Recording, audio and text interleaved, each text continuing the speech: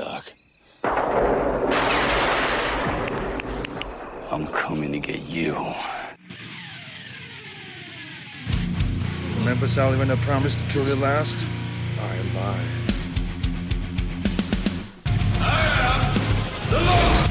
Get off my plane. I have come here to chew bubblegum and kick ass. And I'm all out of bubblegum. John, I'm not gonna shoot you between the eyes. Shoot you between the balls. The disease. And I'm the cure. I'm gonna take you to the bank, Senator Trent. There can be only one. Dead or alive, you are coming with me. Yippee-ki-yay. I'm going to kill them all, sir. What's going on, everyone, and welcome to another episode of Gimme Back My Action Movies, the podcast. I am one of your hosts, Charlie. With me, as always, is Pete. Say hello to the people, Pete. Nice dog. Nice dog. And your response is, tastes good, too. Well, yeah. That Hi, probably Charlie. works. I was going to say that works in certain parts of the world. Sure. So, and beside Pete on my screen is the lovely Anna, our scream queen. One day I will get that word out without stepping on it so damn hard. Every time. Hello, Anna. Hello, fellas. Thanks for having me again. Week 2. Back Week to 2. action. Yep, we are. It's been a long break. I feel like we haven't done an action movie in forever. Yeah, I know. Yeah. This is going to be a good one. So yeah, we're doing our shortened month of Neon, and so we're only doing one horror, which we just did, Anna's Possessor, which was kind of a wild, trippy. Still that was don't wild. quite know what to think about that movie. All I know is I liked it. Yeah, I gotta say it was a great conversation too between all of us. I think the conversation was great. I think I still haven't watched it a second time. I will, and I'm sure I'll probably like it more. Not that I didn't like it, but I'll like it more the more I watch it. So Definitely, yeah. And I say that just like that because the movie we're covering this week has been on our list for what, Pete? Almost a year since we did Month of Neon last year? Yeah, we got through Month of Neon and we all started looking again for more movies with neon in the title. And this is one of the first ones that popped up on Tubi because it was, you just typed neon in and this is one of the first ones, this one. And, it was number 3. Neon Maniacs. Yeah, they all just popped up. It's great. Yeah. So made it easy. Yeah, we kind of we made the call. None of us had seen it. So this is a cold watch. Cold watch. Even for Anna, even though this was picked with Nate, it was still a cold watch for everyone.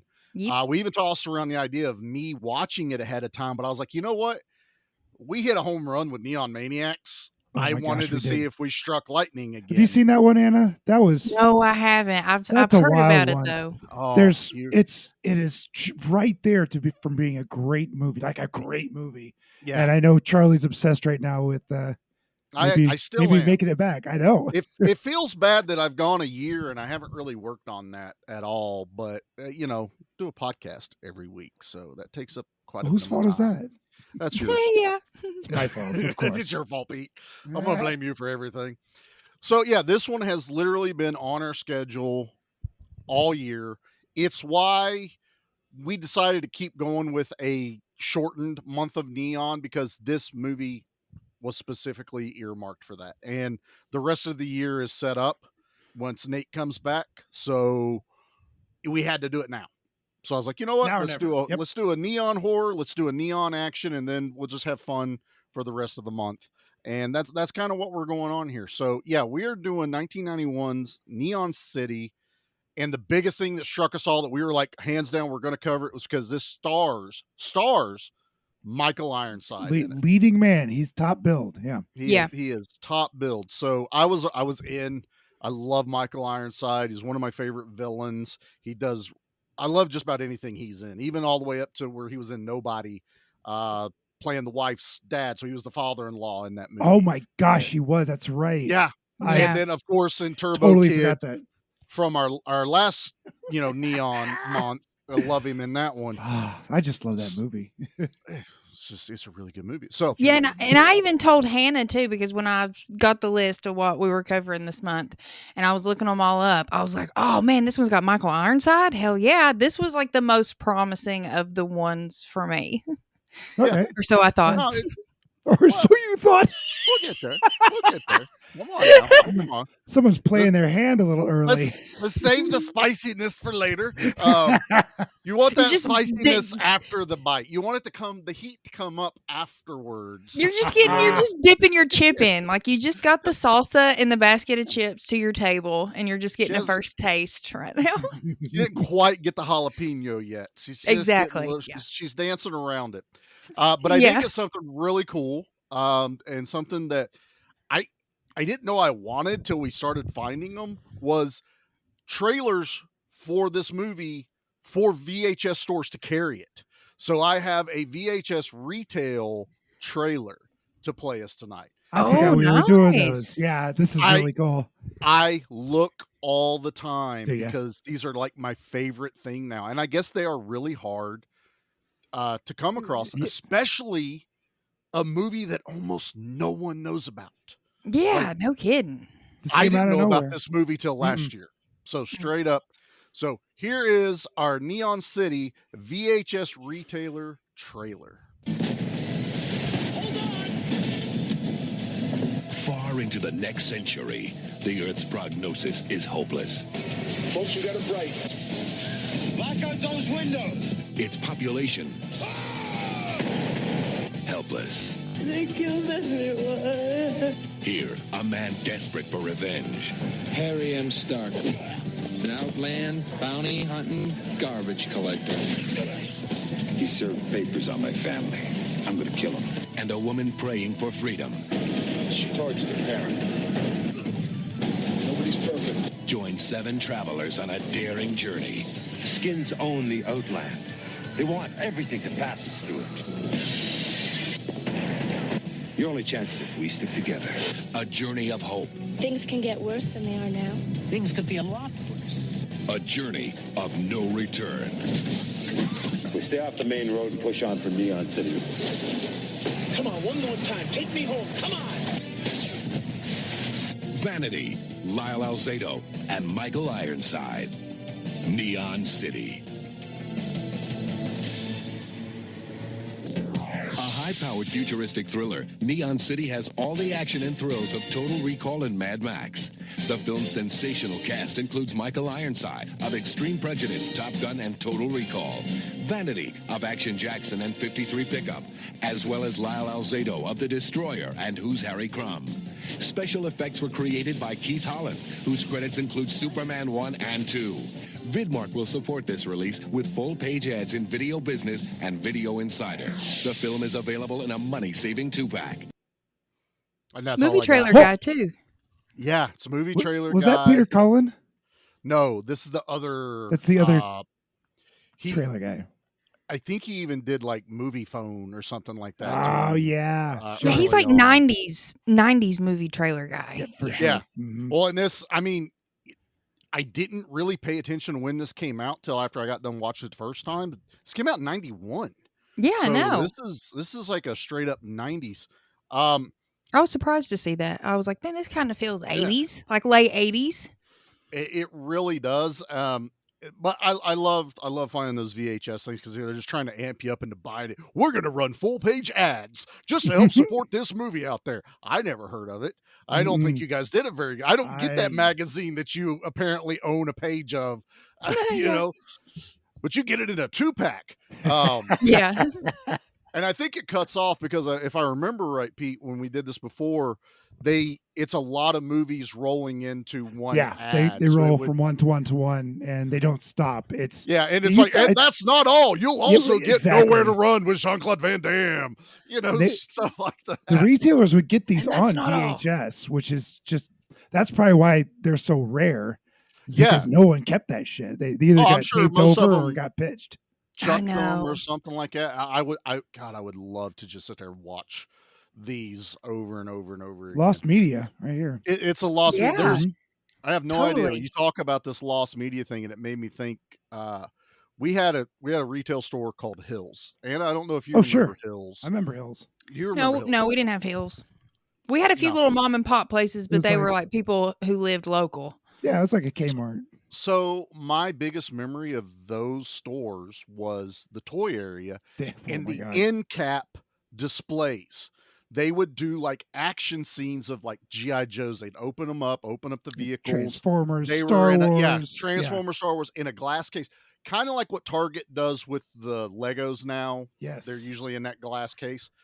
No one, and I have searched, and I am not the only one that has searched, no one has pictures of those to document. Really? I am not kidding. I was in a few toy groups, and we have all like searched. I think once in a while there's been like a really grainy picture of like the shelves, and it shows like all the figures and stuff hanging. But Hills had these end caps. Oh, they were beautiful. I stared at them. Like my mom and dad could go shopping, and I just stand there looking at all the cool shit. You had all of them, even the My Little Ponies and Strawberry Shortcake. Oh yeah, there was all the girls. The Barbie Dream House was in one.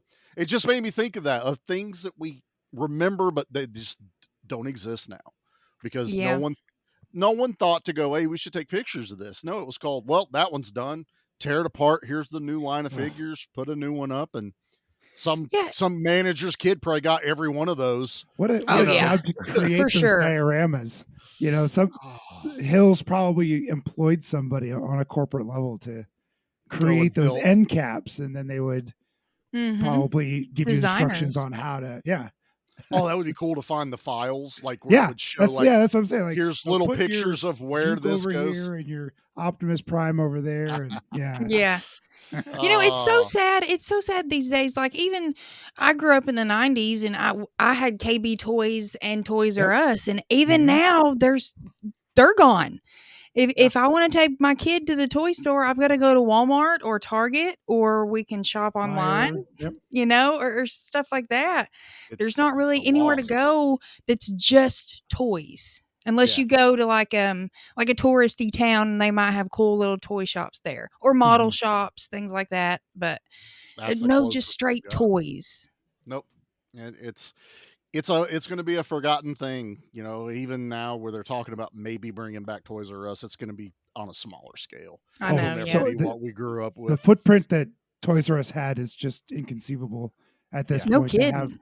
To have there's not that a market big of a store dedicated to only toys. There's not a market anymore to support it though. I think Kohl's has like a small Toys R Us section now. Yeah, they do. They sell some toys. I think that's where I saw it. Yeah.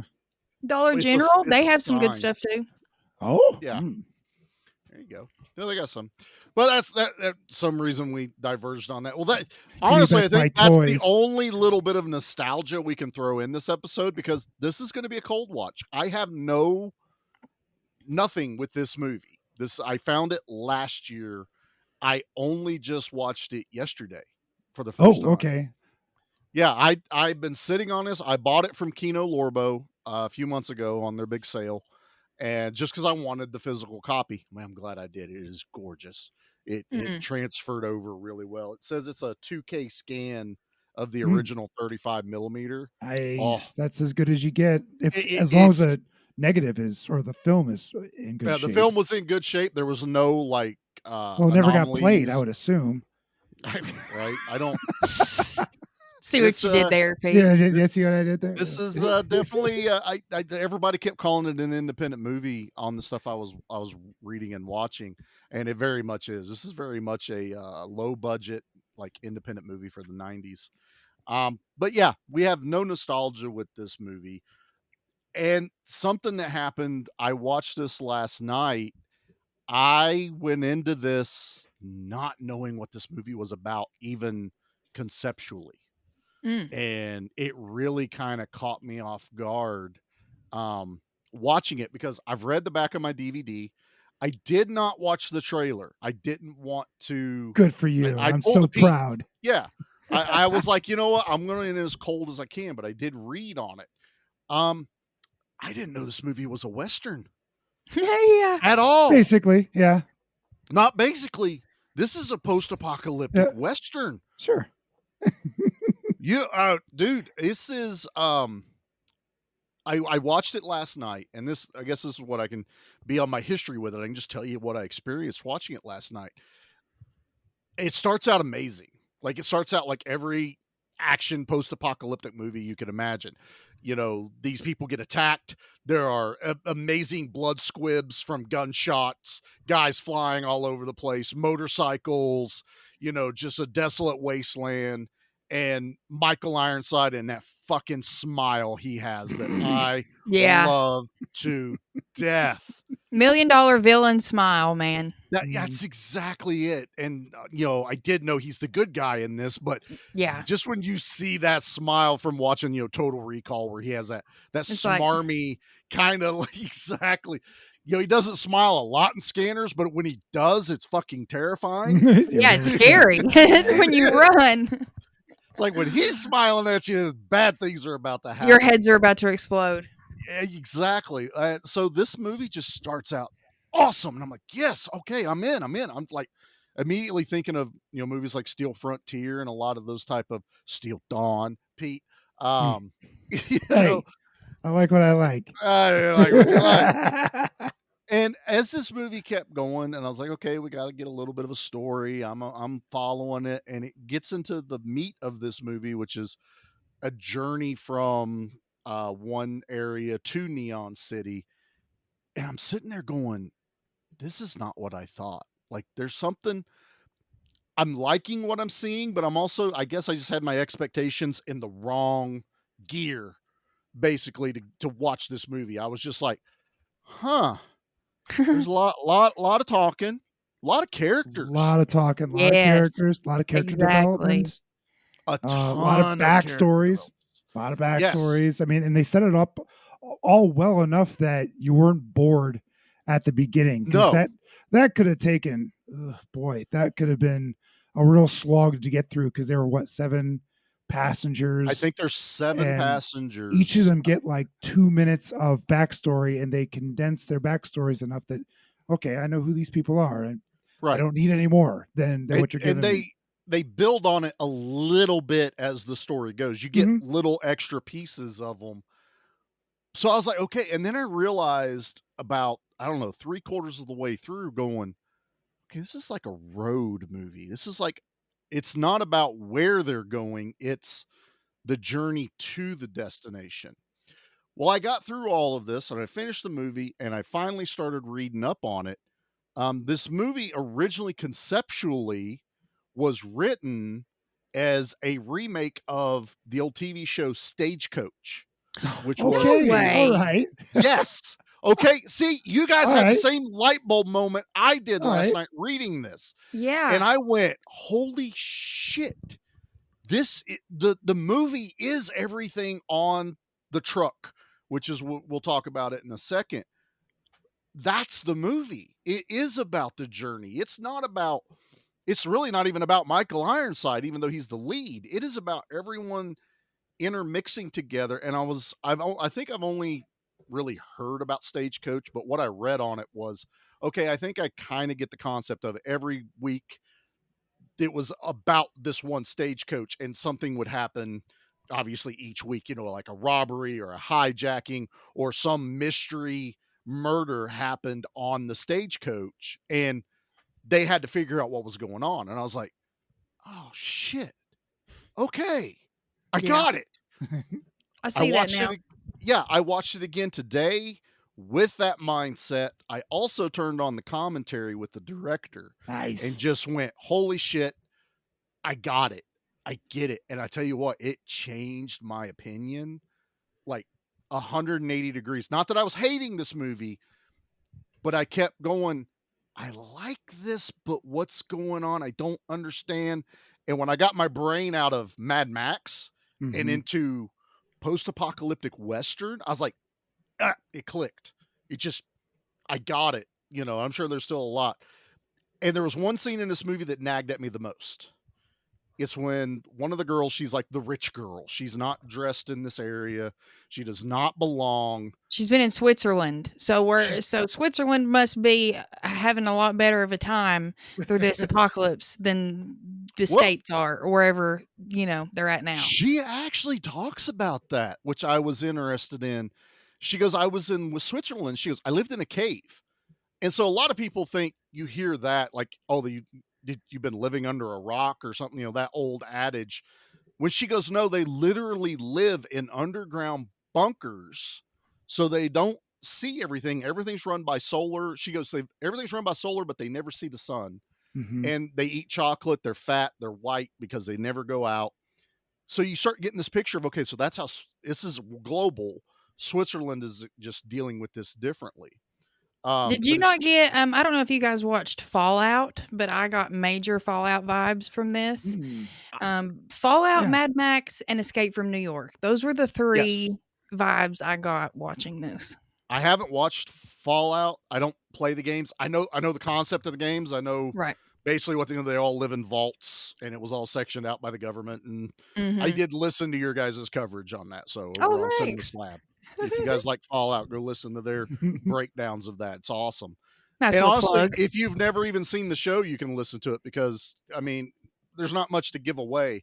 It actually, the whole season ends on a big enough cliffhanger. You're not like learning something you didn't want to know ahead of time. Right. It actually makes me want to watch it now. Oh, but the rich girl who is Juliet Landau. I was like, Landau. She's Hollywood royalty.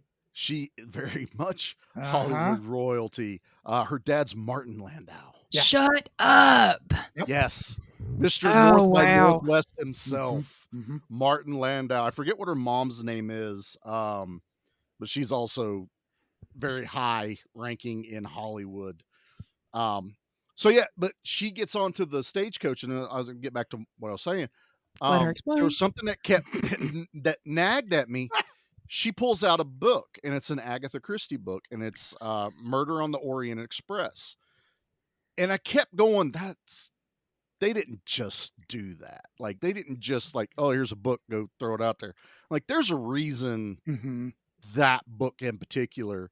And as the movie goes, the doctor did it. And it is the doctor at the end of this movie that did it. Yeah. And not that that's a spoiler for anything. There's nothing to spoil about this movie. They go from point A to point B. There's no mystery to the viewer. There's a mystery-ish to the passengers. Like there's something going on that even they don't realize is happening. And this is like a big like clue into what's happening. But there's also in the Orient Express, there's all these like characters.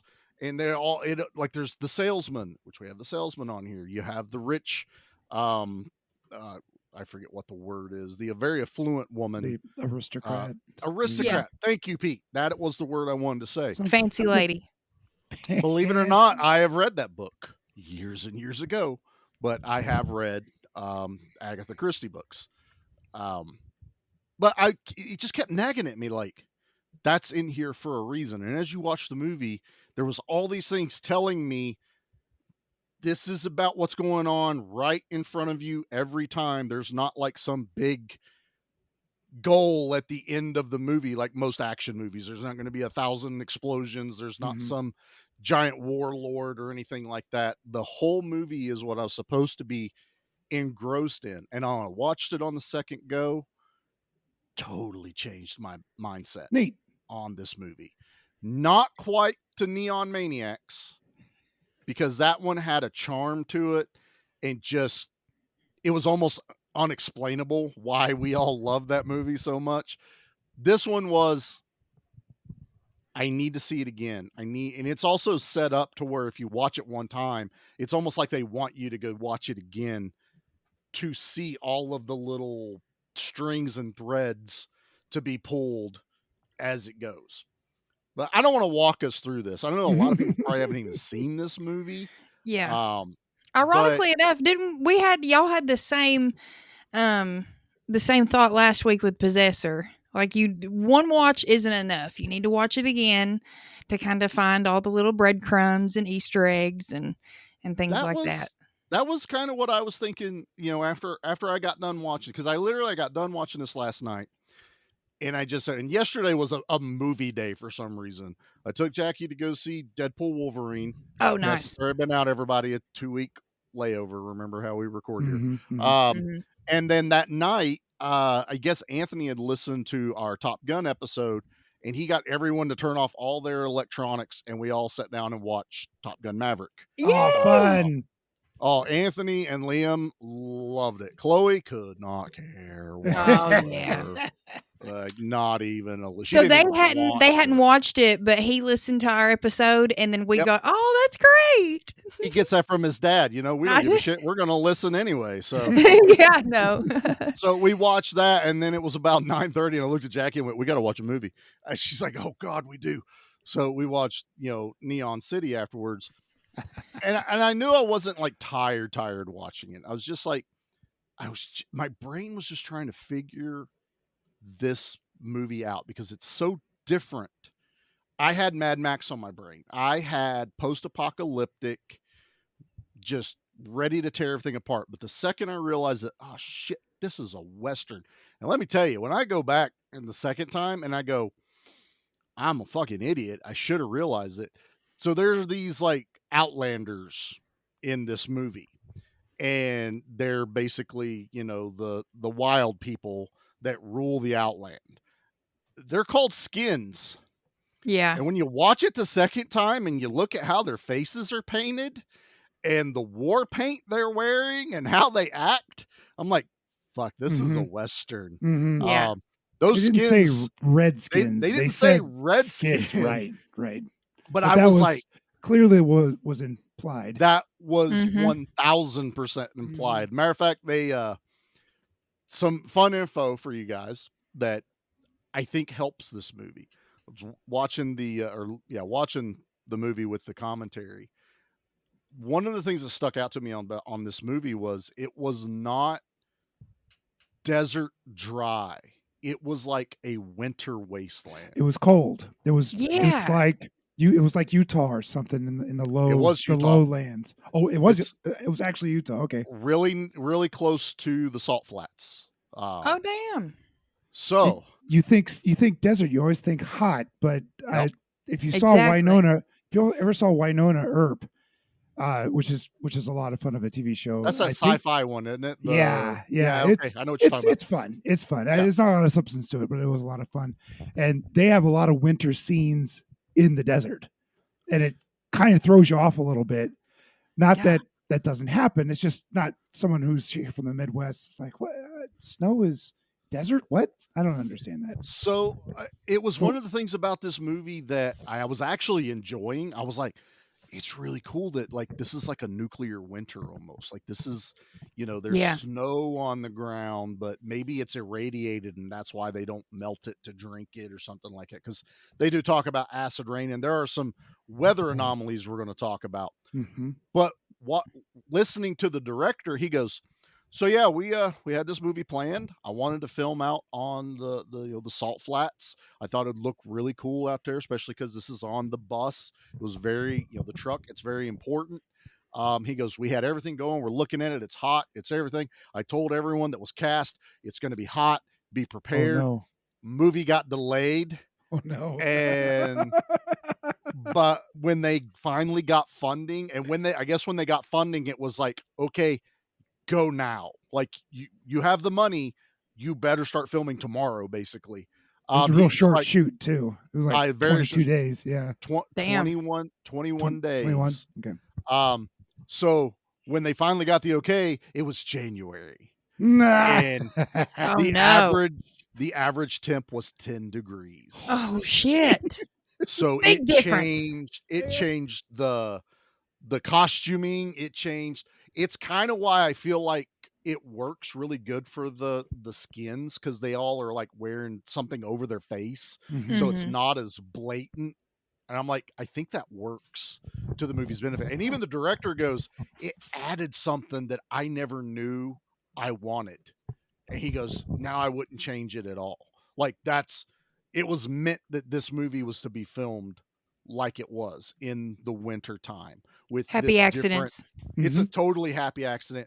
And it feels different than just a desert apocalypse movie, because it's not just Mad Max. There were like, I don't know, 5 or 6 Italian ripoff, Warriors of the Wasteland, Warlords of Atlantis, stuff like that.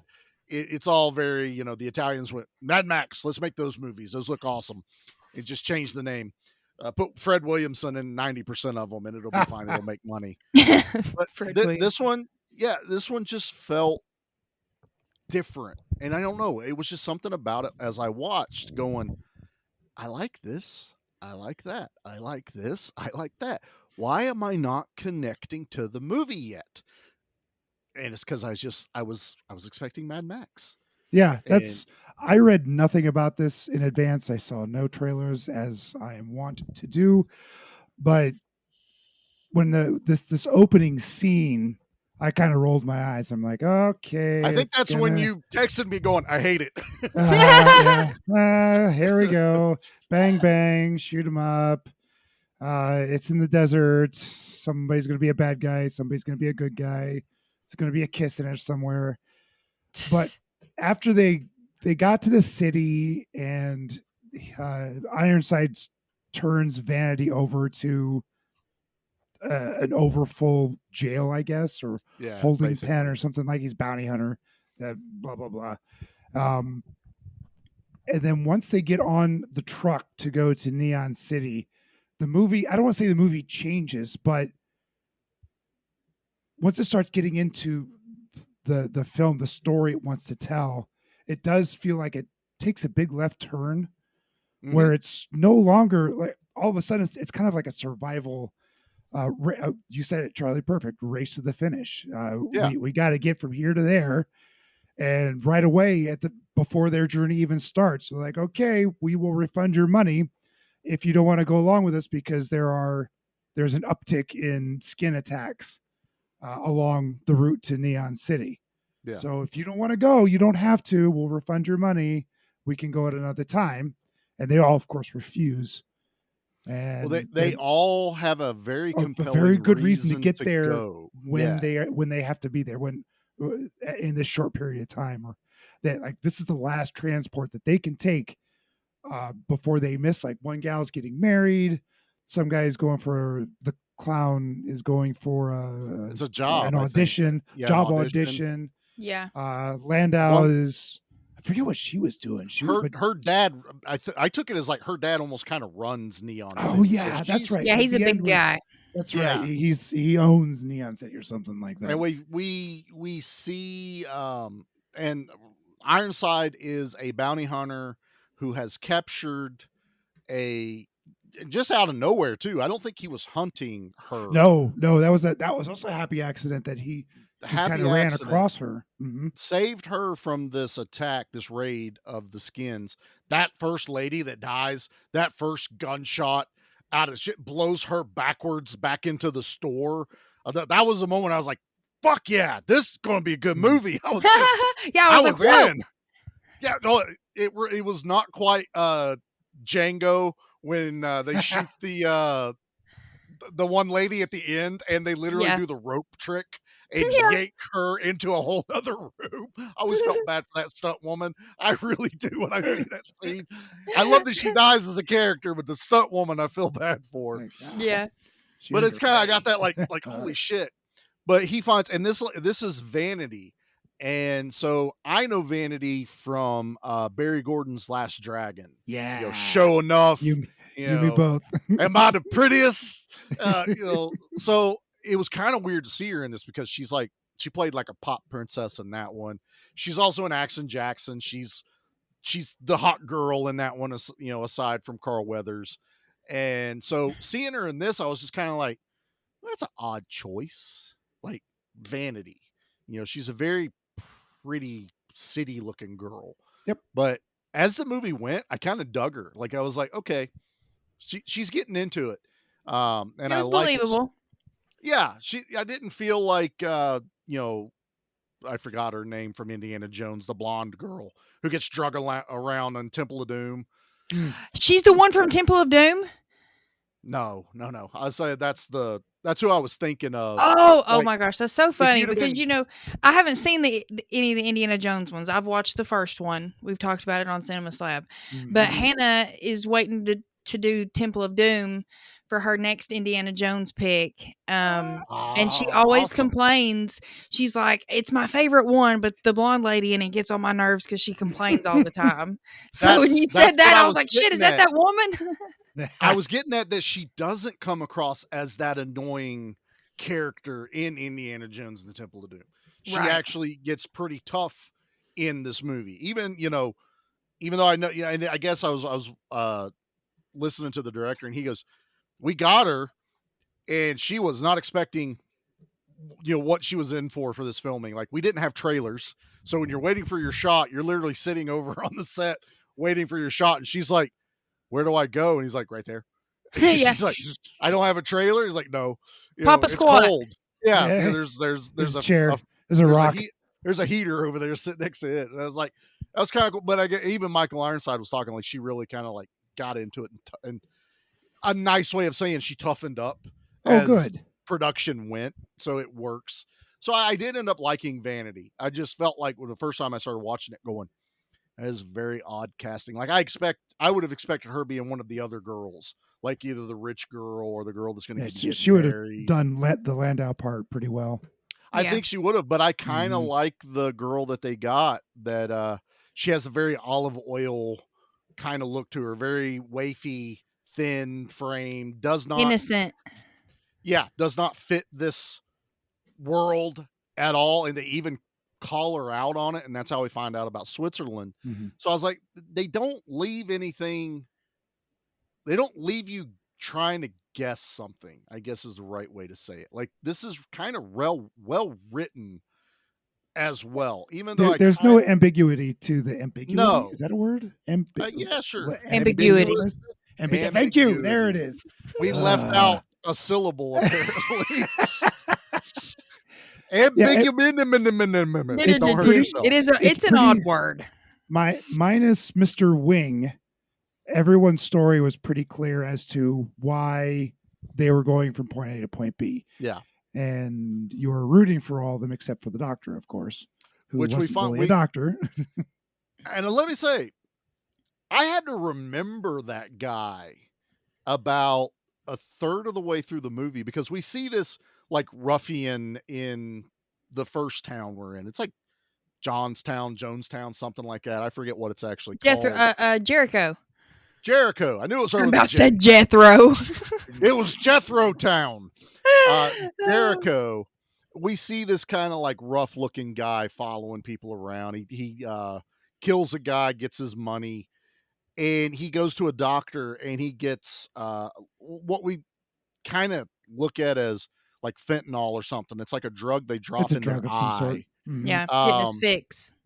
And I guess I was still just not really knowing what I was watching.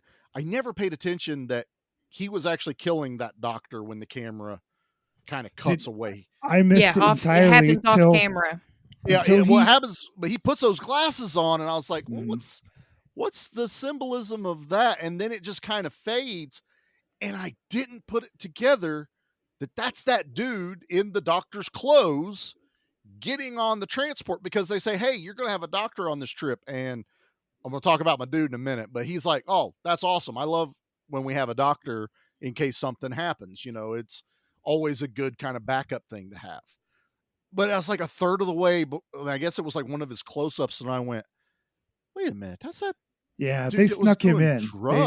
Director pulled a fast one and just snuck him in. I think he did a really good job. Because the doctor that he killed was bald and a little rounder than this guy was. Yeah, and this guy had this beautiful head of curly hair. Oh, it was a full head of hair. Pete was so jealous. I missed it too, Charlie. You're not the only one. Okay, I kind of felt like I glazed over something, or maybe he choked him out or something. I didn't quite catch that, but they did a really good job with it. And he also kind of favors Bulk too, the guy that's driving the caravan that kind of has a history with Harry, Michael Ironside's character. So they kind of favored each other. And then I kind of got confused every now and then. I'm like, well, wait, is that the same person? And then I'd be like, okay, no, they're different people. Yeah. Well, and that's exactly who I want to talk about now, because I love him. He's my favorite. This movie has rekindled something that I had forgotten about Lyle, which is his real name, Lyle Yep, go for it. Alzado. Yep. Yeah, Alzado. Lyle Alzado.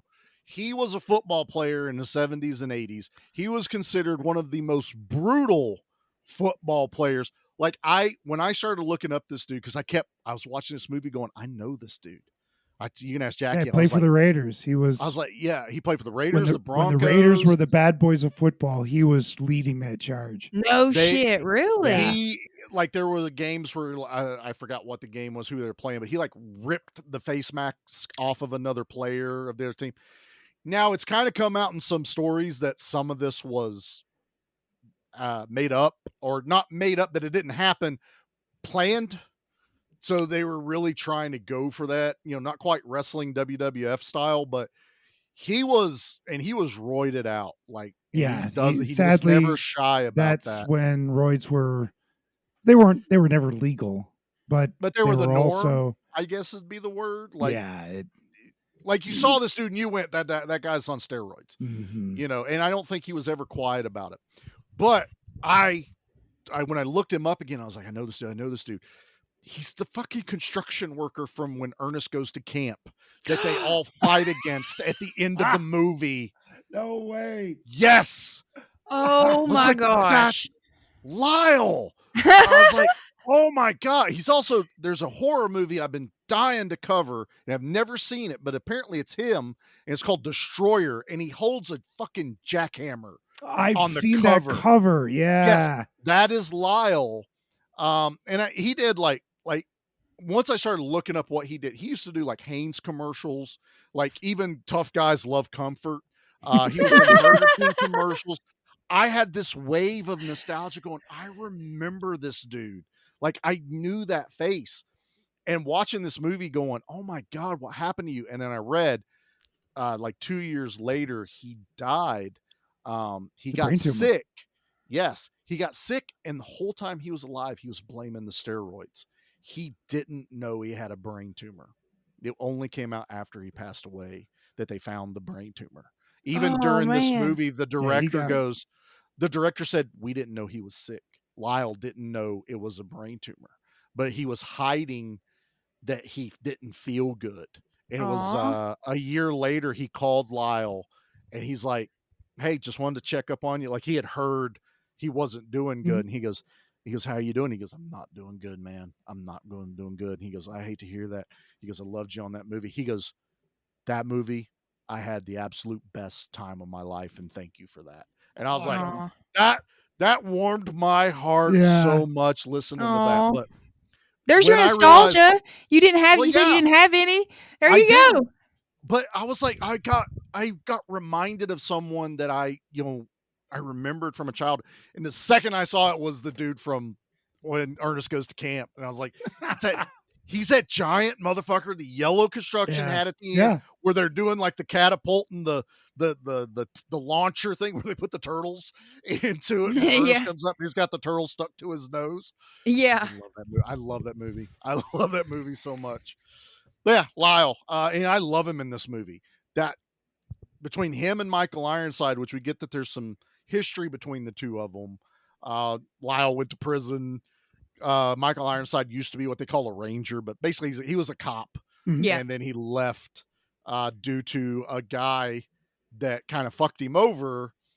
And we get this new mission that he's on. So he's got to take Vanity. I don't know. I forget what her actual name is. To Neon City to get paid. And in the journey there, he finds out that this guy he fucking hates with a passion is in charge of his old like ranger regiment. And now his goal is to go there and kill this motherfucker. Two birds, one stone. Yeah. Get paid, kill a guy I hate. Awesome. Great what day. He's not banking on great is his ex-wife being on the same transport as him. And that part of the story is really sad. It's very sad. Very sad. And if you're not paying attention, you don't really catch what happened. Yeah. They were married, and the reason they're not married anymore is they had a kid. Mutants are a problem to society in this movie. Kind of like Total Recall. a little bit like that, where they were all on Mars, kind of pushed off to the side in society. Like people knew about them, but they didn't really associate with them. Well, this is they're treated almost like lepers. Kind of like Fallout. And so very much like Fallout. And we find out that Michael Ironside and her had a kid. The kid had a mutation. From what I gathered on the second watching, the mutation was not as bad as like some of the ones were shown. Like, yeah, I think it was literally just like cosmetic mutations. Yeah. Like he said he was born with a cleft palate. Like that doesn't mean you have mutant blood. Like kids are born with cleft palates all the time. So that's the way I took it. The kid was killed and he really wasn't a mutant. That's how I took it. And then he wants to get his revenge, and he also feels like his ex-wife lied to him because he felt like she had some kind of mutation in her and didn't tell him, and because of that their son got killed, and so he hates everybody. He's a grumpy man. He does. He's a grumpy. Well, we find out she was a prostitute, and I forgot about that.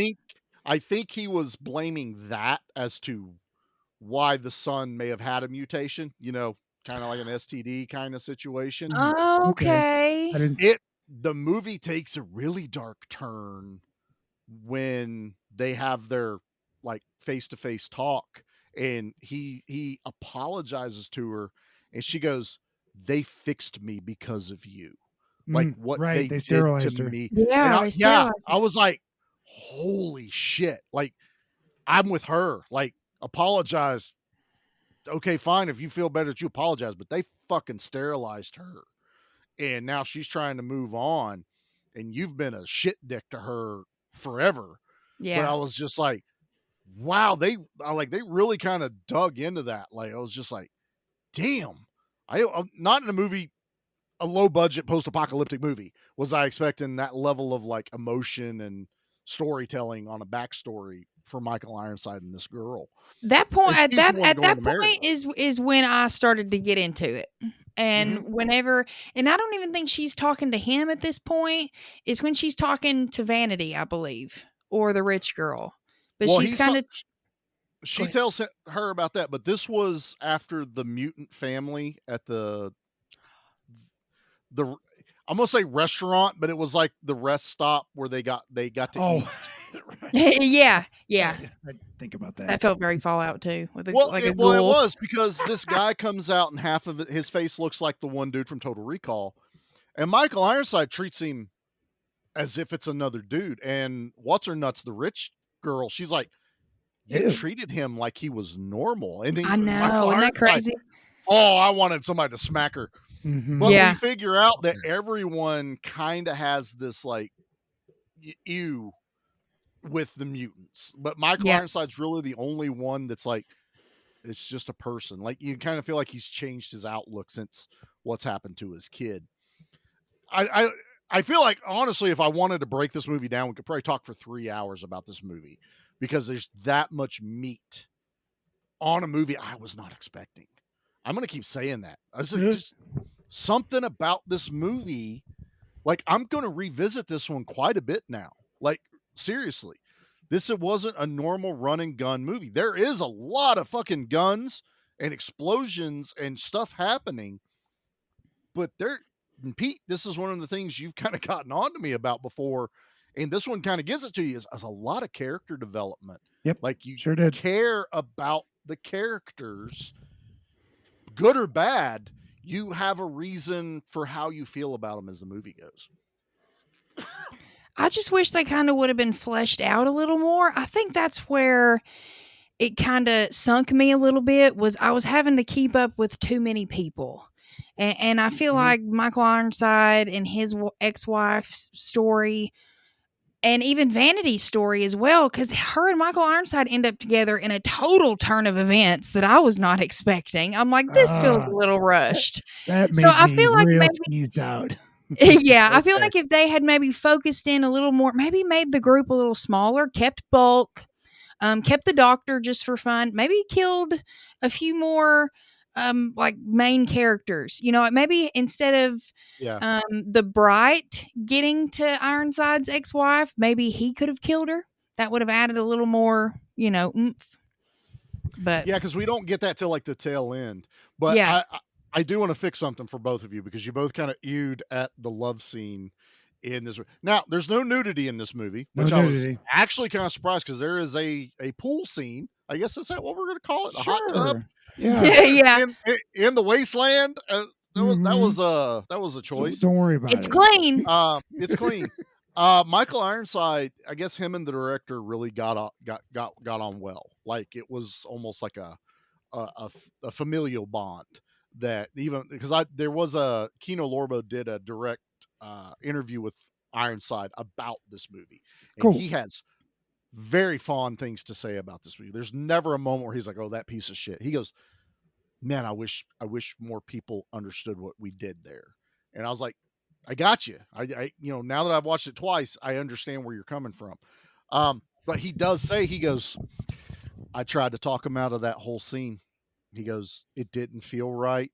And the director's like, "It's got to be there," which means it's a canon thing. Where's the sex? There has to be some love in this.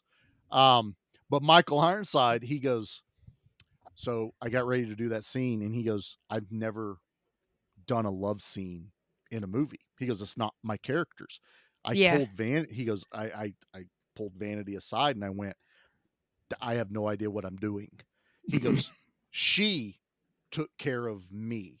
Oh, wow. Hell yeah. She led it.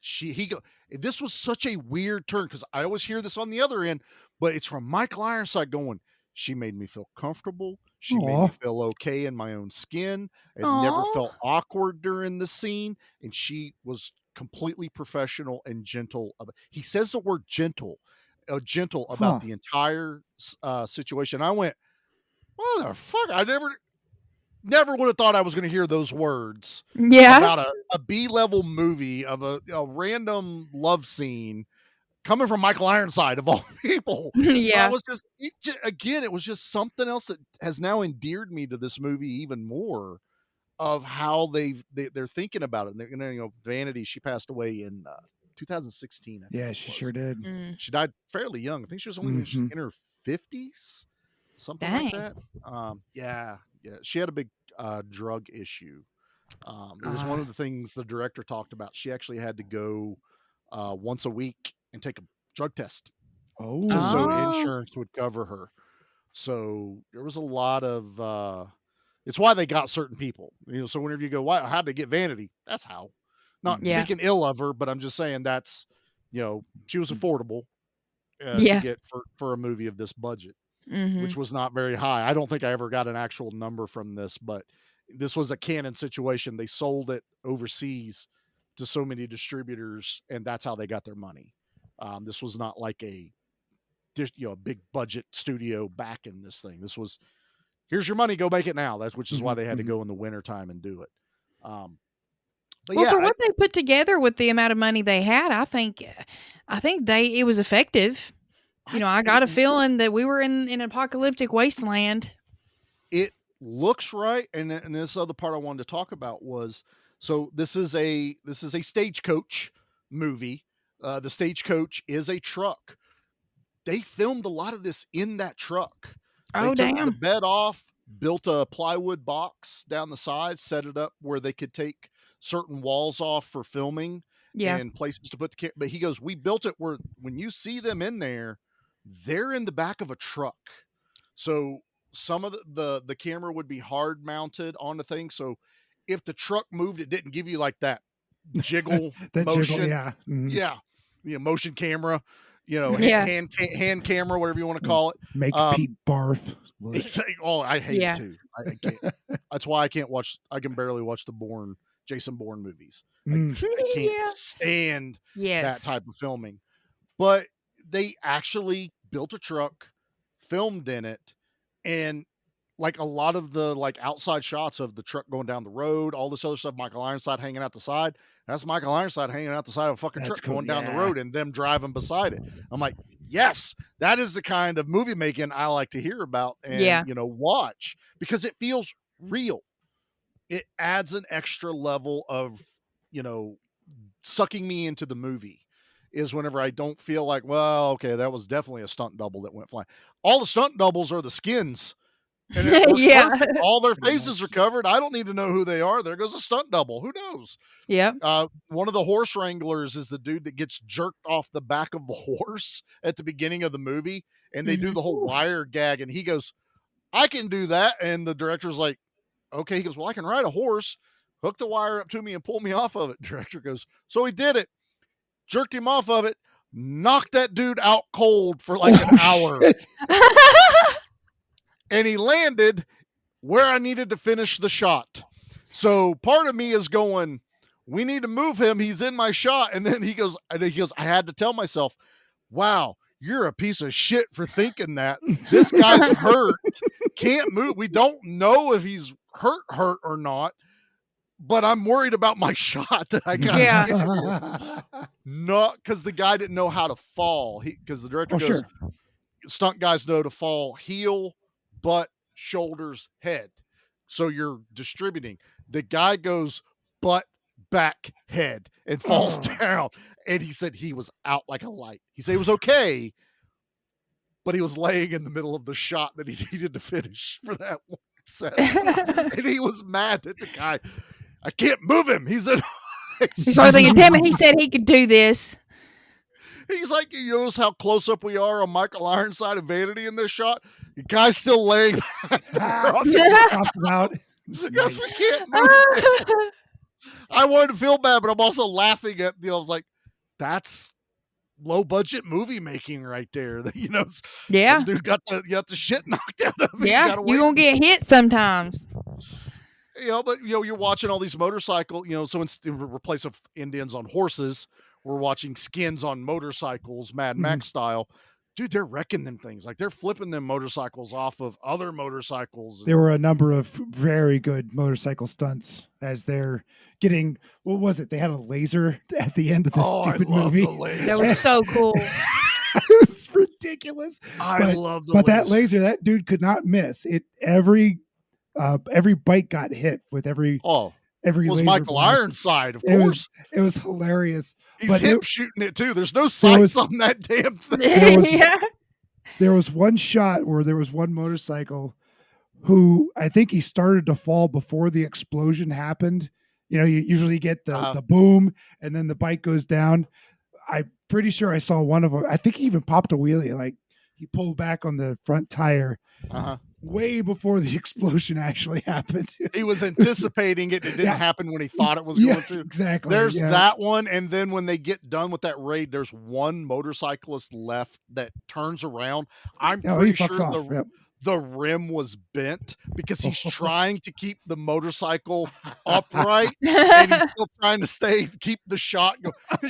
How do you reset that? You've already wrecked 3 fucking bikes behind you in fire. So he's like, I got to keep going. And I swear that back tire is bent.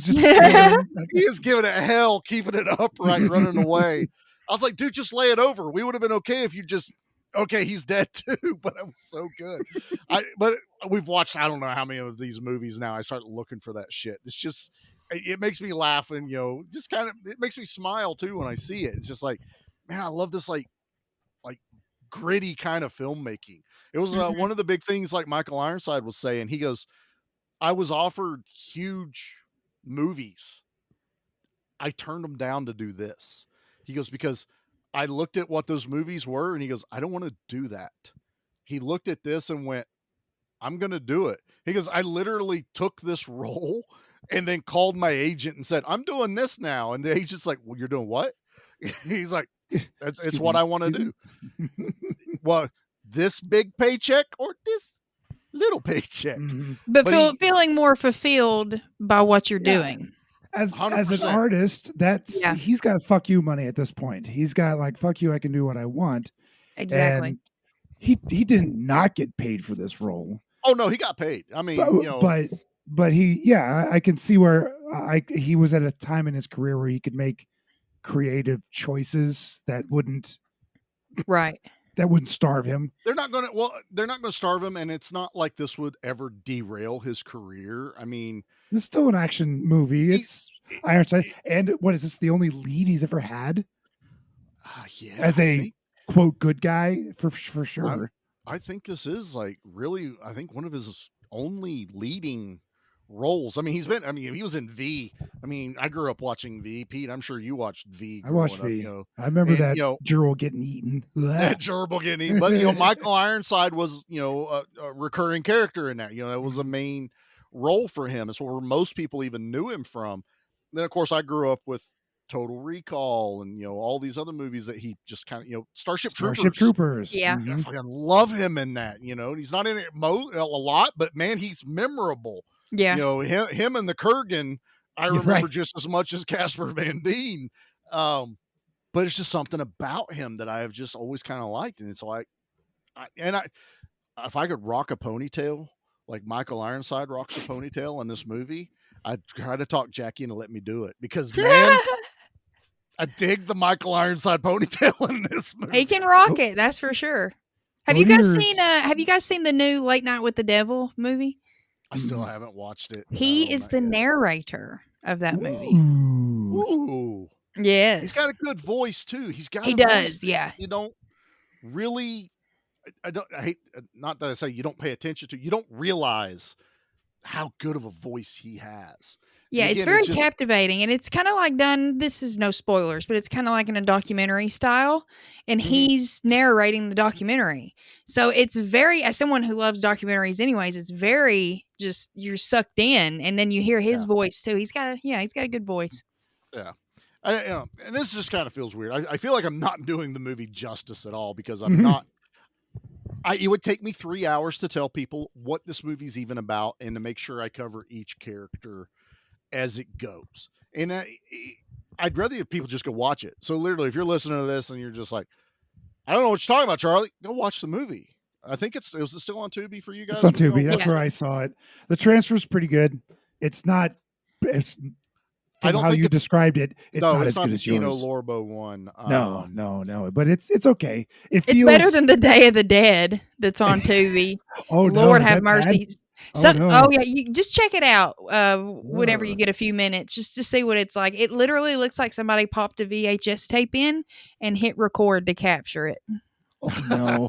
But some movies have that effect. Like I don't care that. Like I'm gonna pop on Tubi and watch a Day of the Dead on there because I like that feeling about it. Some movies it just works with. Some movies I like having the grit. Now this movie's still very dirty and very hazy because that's how they filmed it.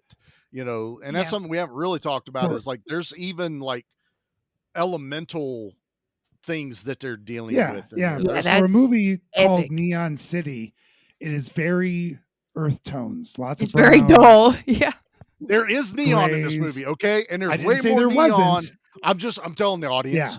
But the most of the neon comes at the end of the movie because Neon City is literally neon. And I'm so happy with that. But the bright when they go through I guess it's like a solar flare. But it's something about the pollution in the air refracting the light from the sun. Science, Toho science, climate change. Hey, he kind of. I think Bulk kind of described it as like a rainbow, but brighter. Yeah, that's why all the colors are there. And it'll strip you of your skin. It'll give you 5th degree burns. It's a cool scene moments. that they go through. It's harrowing. It's tense. You're holding your breath, like. Yeah, they're putting like blackout things down on the on the windows, and they just got done being attacked, so they literally roll from that into the bright, and it superheats the area.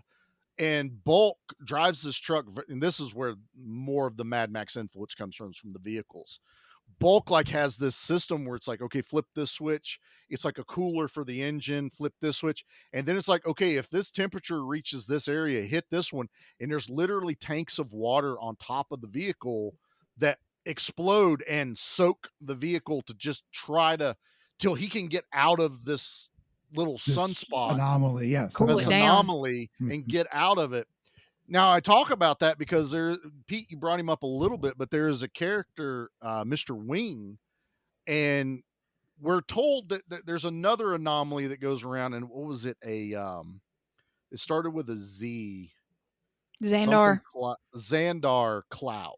And I'm like, that's kind of specific. Well, we find out as the movie goes, the reason there's a post-apocalyptic world is this doctor, Xandar, invented a laser and it shot a giant fucking hole in the ozone layer, like bigger than anything the world ever thought could happen. And at that time in the 90s, that was a big Well, thing. that was huge. There's a hole in the ozone, Pete. We ozone all layer. knew about that, man. We It sure was did. all the girls with hair in the 80s There's that caused it. Aquanet. Fluorocarbons, the CFCs, were getting into the upper atmosphere and turning the ozone into like just oxygen or something. One of And- my funniest scenes I will always remember from the Drew Carey show is it was wintertime and it's like a blue cold winter, and Drew Carey opens the front door, holds a can of hairspray out, and starts spraying outside. And I forget which one. Someone goes, "What are you doing?" He goes, "Screw the grandkids. I'm cold now." And he's spraying hairspray out to start up global warming because that's what we all blamed on it. But then we find out Mr. Wing is Xander. Xander, is this scientist. And he had invented this laser for good reasons. For good. He was good. Oppenheimer. He invented this to be good, and it turned out to be bad. Ooh, you said a word, Pete, and I was questioning whether I bring this up, but you said a word. I did. Yeah, you did just now. Yeah. And I was kind of, I wasn't sure if I was going to bring this up or not because it was in the commentary. They were talking about where they were filming. They were originally going to film on the salt flat, like on the salt flats. Okay. But he said that was before it's been really taken care of now. He goes, it was so rough that the truck just up and down. Oh, couldn't film on it. So they went up a little further north to the border of one of the other states, and there was a runway out there. Oh, that okay. was like perfectly flat, perfect for filming on. It's the runway the Enola Gay took off from. No kidding. No way. Wow. I heard him say that on there and I went, oh. Shit. Like, you're doing a movie about a post-apocalyptic. You know, it wasn't nuclear, but you talk about this guy who invented something and pretty much destroyed the world. And I was like, I kept trying to think, like, how do I bring that into the conversation? Hey, by the way, Hiroshima's because, you know, they filmed where this, you said Oppenheimer, and I went, oh, by the way, bingo. You're welcome. Anytime you see the truck like driving in a straight, like even when the Raiders are behind them, they're on that runway, and it's where the Enola Gay. It's where the Enola Gay took off. Wow. On that run. That's, yeah. It's part of history. It happened. Can't erase it, but it was just kind of something. It was just like, wow, that's not quite prophetic, but just kind of weird to have even been on there. You know what I mean? Just even knowing that little bit of information, making the movie, I would have been like, damn, that's where we're at. And it wasn't that much far. It wasn't that long ago back then. You know, we're even further away from it now. Yeah. You know, even that was a little closer to. Yeah, it sure was. You know, timeline back then. So, Pete, I was really kind of, after you sent that first message. That's right. I did. Have I hate this. Something like that. I forget exactly what you said first. And I was like, God damn it already. But no, I am really curious because as the movie went, I went, wow, I kind of want to know what Pete has to say about this movie. That opening scene, just like I said, was like, oh boy, here we go. Oh, the second I saw it, I went, well, that's what Pete's talking about. But as the movie went on, this is I'm not going to say this is a star-studded cast, but as far as having nostalgia for this film, there are so many characters in here that I have seen over the years. Mm-hmm. So, you know, you got Michael Ironside and Lyle Alzado. Shoot. I'm so sorry. Thank you. You got those two guys. And then Vanity, which is a favorite of mine from The Last Dragon. Yep. But then from WKRP, Les Nessman is there. Yeah. As God is my witness, I thought they could fly. And then God. I'm walking down memory road without ever having seen this movie. And of course, Julie, oh, damn it. Landau. Yeah, Julie Landau. Julie Landau played Drusilla in the Buffy the Vampire Slayer TV series for 7 seasons or something. And that TV show has a special place in my heart. I will defend that one till my dying day. And last but not least, I thought Mr. Wing was the old Chinaman from Gremlins. Gremlins? No, it's No, not. it wasn't. It wasn't. I thought for sure. Nope, it definitely wasn't. Right. But his name was Xander, who was a character in Buffy the Vampire Slayer, and that brought it back to. It's a planet in Guardians of the Galaxy as well. Oh, that's right. Yeah. Oh, yeah. That's where they said that. I was like, hold up. What movie am I watching? So I had a good time seeing these characters that I don't get to see, these B characters I don't get to see. Hell, maybe C characters I don't get to see. Yeah, kind of C characters. I don't think I've ever seen Les Nessman in anything else but this and WKRP. I only know him from WKRP. Couldn't tell you anything. I know Wing was in Darkman. I think he played a character in The Shadow, and he's a character actor. He just kind of pops up here and there. There is a character in here, and I don't know if either of you watched The Office. Sure. Okay, I know of it. I've seen a handful of episodes. Never even realized it till the director was talking about it. At the end, the guard that is talking to Michael Ironside about there's being a serial killer there, and he steals the gun. That's Creed from The Office. Way. Oh my gosh, super young.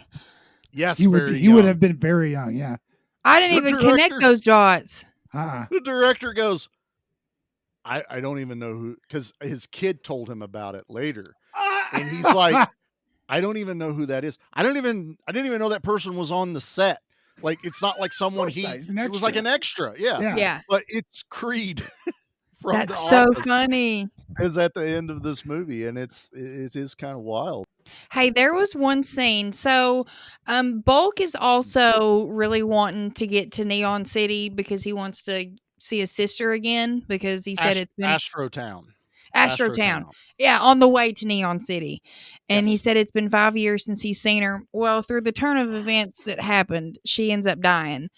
But when he comes in the room and he starts bellowing because he realizes she's dead, I got strong Pieces vibes when Linda George is yelling, "Bastard!" And he just kind of lets it all out. That's just where my mind went. I love your mind, Anna. You keep that up. That's I haven't, crazy I haven't seen fully Pieces. endorse it. I've listened to like 2 episodes about that. I think you and A Cut Above have covered it, and I was like, I need to watch this movie one of these. You haven't seen it, Charlie? Bluto is a hoot. Bluto from the Popeye movie is in it. Yeah, so good. Okay. Yeah, that giant man. Yeah, he's in it. That's the only oddball guy I know out of that film. I have an affinity for really big dudes on movies. That's why I connect with Lyle and stuff, because I'm a big dude. So you know, it's like that's my people. And they made it in Hollywood, and it's like I want to, maybe on another. And have you seen those puzzles you can buy at horror conventions? That is the Pieces puzzle. Yes. Puzzle? Yes. Yeah. I love it. Oh, I remember what I was going to tell you guys. You know the guy that Michael Ironside meets at the beginning? He's like the sheriff, his or whatever buddy, his frenemy. All this other stuff. That's the director. Oh, that's the director of the movie. That's cool. No way. Monty Markham. So yeah, that's I was like, this guy, when I was listening to the commentary, and they kept talking about Monty and stuff, and I was like, they keep talking about this guy and they're not saying his name, until I realized every time they would talk about the director being in the movie, they showed that guy, and I went to IMDb and looked it up, and I was like, the motherfucker, he's in his own damn movie. I guess he was. I guess he was involved with Baywatch early on. Like he's directed a couple episodes, but I think he like produced it or something. Yeah, because the editor, the guy that edited this worked on the Baywatch, and because Baywatch, they did the pilot or first season, and then they were waiting for it to get picked up for syndication. In the middle of all that, he edited Neon City for him. So I was like, wow, that is such a weird, like, this movie's connected to Baywatch. Keep working. So polar opposites. Yeah. Keep working. Yeah. Keep working. Gets cash and paychecks. Editing is editing. Yep. So I don't know. I really thought this was going to be a really short episode. Like we wouldn't have enough to talk about. And I just feel like now it's like, I don't want a 3-hour episode about Neon City for some reason. The movie's good. It doesn't need us to talk about it. No. Even though there's substance to it, there's not, we don't need There's substance to it. I do want to say, I like that. So we know there's a serial killer and he's kind of killed people as we learn on the truck. The first couple times they do it, you don't really catch on that while Lyle's bulk sister was pretty fucked up. Like she was probably on her way out. Yeah. And she passes away. On my second watching, I'm like, I wonder if dude finished her off. I think he did. Yeah. Yeah. And I didn't catch that. Again, I didn't catch it till I watched it again and went, oh, this dude's like really, like, until we see him pouring the poison that this salesman, it's like a suicide drink. It's called the bye-bye bag. That's what they called it. Yes. And he peddles suicide. He says, it's kind of wild that he's a man that, you know, he's a comedian / magician. He's an entertainer. But laughter's the best medicine, but to survive, he sells death. And I was like, that's kind of a wild way to kind of look at that character. Until I seen the serial killer doctor guy, like pouring it down this guy's throat. You're just kind of like, oh, this guy's like, fuck it. I'm going to kill him. Dr. Death. Yeah. He's essentially and he's not really even a doctor. Like you realize he's like faking his way through everything. He's assumed the identity of a doctor. Yes. And he shaved assumes his the beard. identity. He's even in the morgue going, I'm a doctor. I'm a doctor. He goes, he's like hyping himself up. Like he's crazy. One of the like Outlanders that they killed, he's laying on a table and he's like, I'm gonna cut your heart. No, I feel like a gallbladder today. And I'm watching it going, what's up with this dude? And I think it was right about then I went, that's the fucking serial killer. Holy shit. Like that was my moment of, motherfucker's got him past me. And he doesn't look like the doctor at all, but he got it past me. Yeah. But we get to the end and, you know, he is the reason why Michael Ironside's ex-wife dies. She does get damaged in the Bright, but then they say, well, she was given a lethal dose of barbiturates. And that's right. Yeah. Serial killers taunting Michael Ironside, like, I didn't quite know exactly how much to give her. So what are you gonna do? He's very like blasé about. It's a great line. It is a great line. What are you gonna do? The best fucking line in this movie is when Ironside, the Creed, comes up to him and he's like, hey, we just got note. There is a serial killer who is masquerading as a doctor on the stagecoach. We're going to find him. And the pieces start coming together for Ironside, which is the throwback to the Orient Express book. And he looks at Creed and he goes, give me your gun. And he pulls it out of Creed's holster and Creed's like, what for? He goes, mine's out of bullets. It takes off after the serial killer. I'm like, fuck, yes. That is. Why else? That's a great line. Give me your gun. Why? Mine's out of bullets. Chases this dude down. The kill is a little for me. I guess we can end on this is they're up at the balcony. They're with the rich, affluent people. They make it to Neon City. The daughter of the guy is like, these are my friends. So they're mingling. And Michael Ironside's on the lower level. He sees the serial killer. Serial killer sees Michael Ironside and I guess puts 2 and 2 together like, fuck, he found out already. And Michael Ironside's pulled the gun on him and he like holds Vanity hostage, puts a scalpel to her throat. Yep. And then the rich girl's like, you killed her? And the killer turns around and the director goes, it's his moment of vanity. he can't not take credit. So he turns to the girl and went, "Of course I did." Michael Ironside shoots this dude like in the like collarbone area, chest, like 3 times. A handgun, I don't know, 50 yards away is what it felt like. It was away beside the woman you love's head. Right. Like Vanity didn't miracle duck. shot. She's there. Miracle shot 3 times. Yeah. But he does do the Western fall and fall off of the balcony onto the lower area. That's when you know for sure it was a Western, because it's like he's in the saloon and he falls from the balcony. It was he shoots that guy up in the he's in the clock tower. He should have shot him from the hip. You know. Oh, that would have been even more unbelievable. But what they really should have done to let Charlie know what he was watching was a Wilhelm scream. Yeah. All right, I say we get into the things and we'll talk a little bit more about the movie. What do you say? Let's do it. Yeah. Leave anything for us? Just bodies. Body count, body count, body count, body count. I am shocked we got this much content out of this movie. I really am. And I'm actually happy because, like I said, I think I've got a new appreciation for a movie I never even heard of. Mm-hmm. So body count. This is a little weird. I could only find Michael Ironsides' kill, which is 20.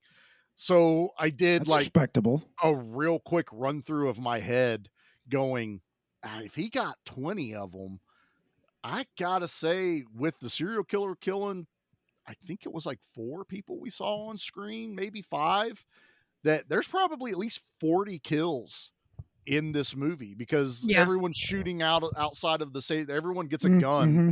I think Vanity kills 4 because I know she saves the rich girl when she gets yanked out of the stagecoach. That was cool as shit. That dude's head comes popping out, yanks her through the window, just like in I tell you, the second time you watch it and you go, I'm watching a Western.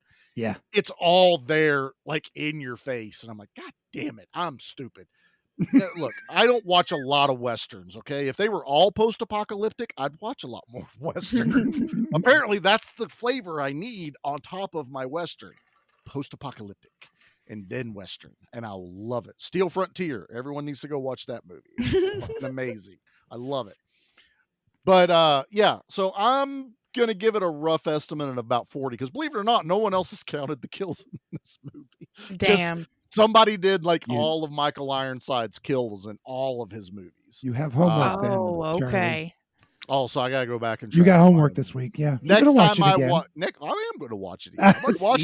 I've watched it twice in less than 24 hours. So that says a lot. Like, I really wanted to give this movie every chance just to make sure I just wasn't like tired and not like, maybe I didn't understand it, because sometimes you watch a movie and go, well, that didn't make sense and you failed. This one is, I just needed that second go and to realize, especially after I watched the trailer and they literally say Western in the trailer for the movie. And I'm like, well, if I had known that from the see, Pete, sometimes you need to watch the trailer so you know what you're watching. No, I refuse. I will not do it. You will not convince me to do so. Okay. All right. Well, let's pick our favorite. Have you ever killed anyone? Yeah, but they were all bad. Look, we got them all in the right order this time. I didn't miss anything. It's wonders amazing. Never cease. I know. It's like I've done this once or twice. Anna, let's start with you. Do you have a favorite kill? There's a lot of gunplay. Yeah. Do you have a favorite kill in Neon City? Definitely the lady at the beginning, when the kennel lady. Just because it's like animal violence, and that makes my heart sad to think about these poor dogs getting eaten. And kudos to Michael Ironside, because he sets them free. He says, it's your lucky day, dogs. But yeah, when they walk out and she takes that bullet, I was not expecting it to take off that quick.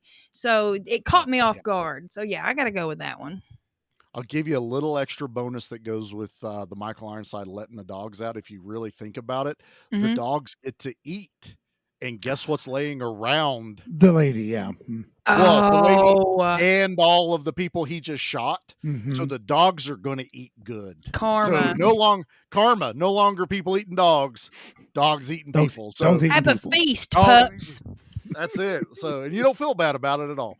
Pete, what about you, bud? What's your favorite kill in this movie? I'm going to double down with Anna. That was a surprise.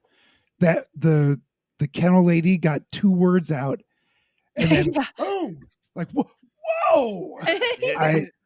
It was shocking. I wasn't prepared for it. I'm like, okay, here we go. Got my popcorn, and that gun goes off. Trying to establish some characters here. I'm losing my voice. I'm done. You can take a drink and continue, sir. It's called editing. Or Charlie will just fill the dead air. There you go. Welcome back, Pete. Welcome back. That was it. That was a fun way to start a movie that I knew nothing about. Yeah, because that's the moment when Pete texts me and goes, I hate this movie. I'm gonna hate this movie. I'm gonna hate this. I like the kill, but I'm gonna hate this. Yeah. That is like the kill in there. Although I kind of want to go with Lyle when he busts in that room and picks that one dude up and then just like bends him around, like he kind of pretzels him and then manhandle him. Then like hammer strikes him with his arm. Basically, like it's not graphic, but it's just that giant dude grabs little dude and breaks him. And kind of like it lets you know he broke his neck and stuff. I do like that one. I also like when Lyle shoots the guy that jumps into the cab of the truck. Oh yeah. And the guy has his sister's ring on his shirt and he grabs the ring right as the guy falls out of the truck. Yeah, that was But good. honestly, the best kill is the first one. Mm-hmm. Because you're not expecting it. It is a nice like panoramic shot of wasteland. There's like a little thing that pops up about I think it's 2085 or something like that, the Western Federated area. And you see Vanity and this old lady and the dogs with the sign and all that stuff. Did you see the sign? How it said at first it said best place around, but then they marked it out and put only place best. Around. I pointed that out to Jackie and I went, look, they marked out best and put only. And she's standing in that doorway and that just gunshot out of nowhere. And it also leads into a really awesome opening because that gunshot happens. Vanity pulls out a knife and is getting ready to hold these guys off. And then you hear gunshots again out of nowhere. Taking them guys out. Are just falling off their horses, falling down. That one guy turns around and then there's Michael Ironside. He moves that thing across his face, that smile there. Starts cheesing the rifle, just cheesing away. So yeah, I love Lyle's kills, but I'm going to give it to the but the old lady just gone. It's a huge blood squib. That's what you get for killing dogs. Yeah. Blood squib on her. Even in the apocalypse, it's not cool. Well, it depends on how hungry I am. Depending on how hungry I am, but I'd have to be pretty damn hungry. If I've ate all of the dog food already, which they do make that joke because they're showing in Jericho, they're like, because that one dude's he goes, I have money, give me food, but they're rationing it regardless. And the one lady's like, well, they have dog food, dog jerky, dog, all this. But now I'm starting to wonder, was it dog food or was it dog food? Yeah. Dog jerky. So I was like, it's kind of like Demolition Man. It's Rat Burger. It's the best burger I've had in years. But yeah, let's rate this bad boy. I think this is going to be a fun thing.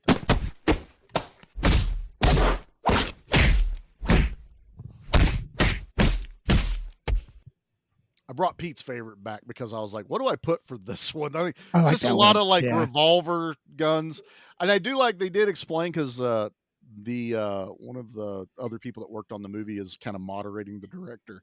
And she goes, well, what was your idea as far as the weapons go? Like you have such a collection. He goes, it's the end of the world. He goes, weapons still exist. They're metal, they're iron, they're everywhere. So you would have like a hodgepodge of 6-shooter, Western looking weapons, and Michael Ironside carries around a Desert Eagle and there's shotguns. And he goes, and he goes through the trouble of even showing a reloader at Jericho Michael Ironside drops a sack of casings, and he's right. like, 357 casings. He does.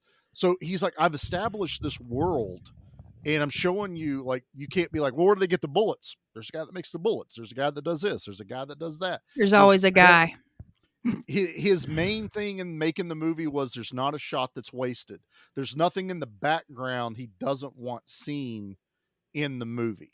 It's not like they built a giant set and filmed 20 feet of it. They built where the camera goes, and then, okay, that's done. Let's move on over here, build that one. So it's not wasting any time or effort or money, especially on low budget. I like that. I was like, it works well. It lended itself well to this type of movie. So let's rate this. I'm gonna wait on Pete. Anna, what are you gonna rank Neon City? Oh no. Well, so I did take Charlie's advice. I watched this once and I was pretty much sold on the fact that I was going to attempt to rewatch it today after work before we recorded. But then when I kind of brought it up in the group chat, he told us that it really warrants a second watch. So I was like, okay, now I'm definitely sold. I'm going to make the time and watch it again. And it does. It's a lot better the second time around. Like, I feel like I have a better idea of all the characters and kind of what's going on and what is everybody's game plan and all, and how they kind of interweave and all that. But I kind of feel like, for me, that's to the film's detriment a little bit, because I've got ADHD, and when there's too many characters in there and there's not enough, I kind of disagree. I feel like there's not enough story for them. To the point where I didn't really care about him at the end. Like, it was a happy ending. I was happy for Ironside and Vanity and the little guy who started everything. You know, he had some luck and they picked him up on their way out. Right off in the sunset. Yeah. He's like, well, with right. a little luck, I think somebody will pick me up. And sure enough, you know, they showed up. But I think it was kind of, everything happened just a little fast. I think that if there were less characters, maybe the Ironside Vanity story could have fleshed out a little more, maybe given it some more detail. Same with him and his ex-wife. Maybe there could have been a Stockholm syndrome. Yeah, exactly. Or even like a love triangle in this apocalypse, you know, something. But I like Bulk. Yeah. I just feel like there were too many characters and it kind of took me out of it. But I do enjoy what they did with the money they had. And I think it's definitely a fun watch. I would recommend everybody check it out at least once, even though a second time does help. The music's great. I love whenever we're introduced to the rich girl and this like quirky kind of goofy music starts playing in the background. Looney Tunes, wasn't it? Yeah, and you wouldn't expect it to play behind her entrance. So you would kind of expect something a little more eloquent or fancy to play. And they're playing that. And at first I'm like, this is kind of out of place. But then as the movie went on, I'm like, okay, I see why they did that. They all have their own sound cues almost. Yes, they do. Yeah. They are. Yeah. I really appreciated the music. And then at the beginning too, whenever we're in that big gunfire scene with the skins, and when it's Ironside and he's with the last guy, he's not scared, even though he's pointing a gun at him, and he says, "You're out," talking about you're out of bullets. And I was like, man, that's gangster. He was counting as they were fighting. Like, hell yeah. So I dug that. And just the details of the Bright, like, that was really cool. I think that was probably my favorite scene in it. But yeah, all in all, it's on Tubi. I think everybody should check it out, like I said. But ultimately, you guys have brought this conversation up just a smidge. So I will rate it a 5.5 out of 10. Okay, fair. Well, again, there's no nostalgia attached to this movie. This is just one of, we don't do a lot of cold watches here, but we knew going in this was going to be a cold watch. So it's not like Charlie grew up with this movie and he loves it to death and you're really going to break his heart if you're like, this is the worst movie I've ever seen. Right. It very possibly could have been what I said watching this. But Pete, let's hear it, bud. Yeah. So I started out not liking this. I ended up not hating it. It was fun to see all the characters. I wish there had been something to make fun of in this movie. There wasn't a lot of humor, and there wasn't a lot of, the dummy falls that I so enjoy. I would have liked that. even more unbelievable. Although the laser gun at the very end was so cool. That was making me giggle a little bit. But the doctor built it out of a flashlight. I mean, come on. Yeah. Pretty cool.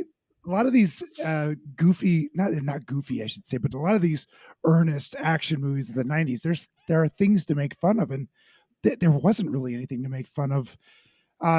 Do I recommend it? Yeah, go watch it. It's worth your time. Yeah. I'm going to give it a 6.5 because hell yeah, it's a recommend. Not a terribly strong one. I don't know if I'll watch it again, but it was well acted, and yeah, it was a good time. It's a quick watch too. You're not stuck on the couch for 2 hours and 15 minutes. Right. It's like an hour 40. Like it wasn't terribly long. And honestly, if I had to vote, I would say ditch the love scene between him and Vanity and have Vanity save his life. Like definitely, yeah. Big, like not just, oh, I saved you. Make it like a really big, like Michael Ironside was about to get fucked and she saved him. Mm-hmm. And then that would make a little more sense where their connection would lead. You would have got more of the sidekickish kind of feel instead of this very awkward love thing when your ex-wife is in the stagecoach with you. Yeah. It was rushed. Awkward. Yeah. That was probably my biggest like down thing for this movie. Well, Charlie, what do you rate it? Yeah. So yeah, I've been struggling with this today because I didn't hit me like Neon Maniacs did. I love Neon Maniacs. I need to watch it. This is technically a finished movie. There is a beginning, middle, end, so it's already got that over Neon Maniacs. And like Pete said, there's nothing that I can just be like, oh, that was just fucking stupid. I am out. There's nothing happening in this movie. And while I do love a good mannequin fall, if there's something you're going to give me instead is actual stunt dudes doing insane stunts. All day. And I am here for that, watching literal bodies fly through the air. Like they weren't making a lot of money. They were just there for the work. So, bravo guys, you did a hell of a job. And I watched it a second time because there's something just nagging at me going, there's something there, Charlie. Watch it again. You now know it's a Western. You now know it's a stagecoach style setting. So don't worry about how awesome the beginning starts and don't worry about the big ending finale with a baddie. Pay attention to what's happening and enjoy the journey. Make it a road movie. And don't compare it to Mad Max because it's not. There's motorcycles and one other car that could make it Mad Max. That car was cool though. Yeah, they actually cut flames in the back rear quarter behind the tire out of the sheet metal. So you can see through it, but they're flames. I'm like, that's something I would do. Yeah. I think I'm gonna go big. I'm thinking I'm gonna go 7.5. Oh yeah. I definitely recommend checking this out. Like, this is Michael Ironside a great leading man? No. And he knows that. He has said it. Did it work in this movie? I think so, because there's so many other characters that he's not carrying this movie. I think the pressure's not all on him. The pressure is not on him. If anything, I kind of get what Anna's saying. There's so much going on. You have to pay attention. And when you have a movie that's only an hour, 40 minutes, you got to be careful how long you stay on one particular person or another and not lose track of the story. I do feel like it could be a little tighter. I feel like there's some writing thing because the director also wrote, so a lady wrote it, based it off a Stagecoach. He went, okay, I see what you're doing, but it could be better. So he wrote it again, keeping some of the themes. And I kind of get that. I feel like this is one of those written, directed, acted, edited. This is produced. My baby. Produced, his name's everywhere. Sound effects. Yeah. Pew, pew. He's the one that did all that. I love that laser. The little blue light. Pew, pew. You have a 2-second recharge between each shot. And he hit Right. And you got to hit him right at the back of the gas. Like he says this, hit him at the back of the gas tank, and that'll take him out. And he does every single. He does every single time. And after each hit, too, his smile gets a little bigger. His smile gets bigger, and even the serial killer dude inside the stagecoach is looking outside, and he's like, "This is awesome!" And he's like, they're cheering him on with this laser gun. Like, yeah, kill him. That's where my 7.5 comes from. Like, there's points where I am just having fun with this movie. I love Bulk, Lyle Alzado. I gotta find. We're gonna cover Destroyer now. I've decided at some point next year I'm pulling that movie. I'm down for that. That sounds very silly. I'm gonna figure out a way to bring Ernest Goes to Camp on here. I'll pull whatever I need to do to get that movie on. We've already done. Make a few phone calls. Stupid. Yeah, I'm just gonna. We're getting it on the show. But yeah, I'm gonna go strong with it. I think 7.5. A high recommend to go watch it. Check it out. It's not gonna cost you anything. I do recommend get the Kino Lorbo. I think I only paid like $10 for this movie on their sale thing, and it's a gorgeous Blu-ray. Damn. Just to see how good it looks. But it doesn't just end with us. We got another review sent to us on the email. I have no idea what we're in store for. Oh, okay. I didn't listen to it. He literally sent it to me 30 minutes before we went live to record. Silliness. That's what we're in for. It's Nate, or is it? I don't know. Or is it? It's definitely not as long as the last one, so don't worry, everybody. Okay, yeah. It's probably for the best. I think he realized he ran out of stuff to say and stopped.